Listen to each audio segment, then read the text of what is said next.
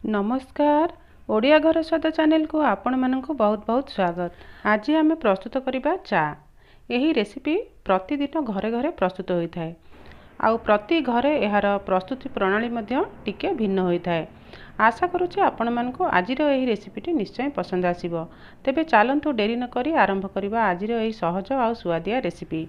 चा प्रस्तुत करने मुझे गोटे ससपैनटे नहीं से आमे गोटे कप रे मेजर करी 2 कप सीझा क्षीर ओजाड़ी नेबा।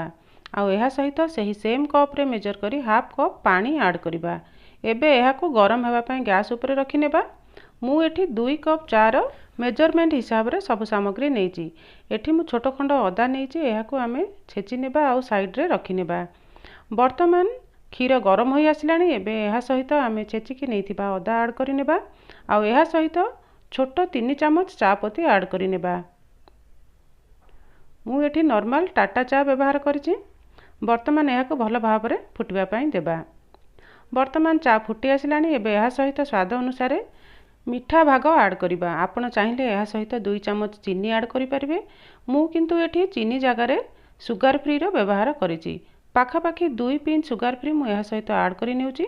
आपण जदि चा बेसी मीठा पसंद करुथिबे ताहाले आपणक स्वाद अनुसार चीनी रो मात्रा को कम बेसी करि परिबे। वर्तमान चा को आम मीडियम हीट रे पाखापाखी 3-4 मिनिट फुटाई नेबा। यह को भल भाव में एहीपरी थरे गोलाई नेबा। वर्तमान पाखापाखी 3-4 मिनिट पर आपण माने देखि पारुथिबे चा बढ़िया भाव में प्रस्तुत हो जाइछि। यह रेडी हो जाइछि। गैस रो फ्लेम को ऑफ करि नेबा। आउ यह को कप को छाणी नेबा। सो फ्रेंड्स प्रस्तुत हो जाइछि हमर आजिर रेसिपी। आशा करुछि आजिर एही सरल रेसिपीटी आपण मानकु निश्चय पसंद आसीथिबो।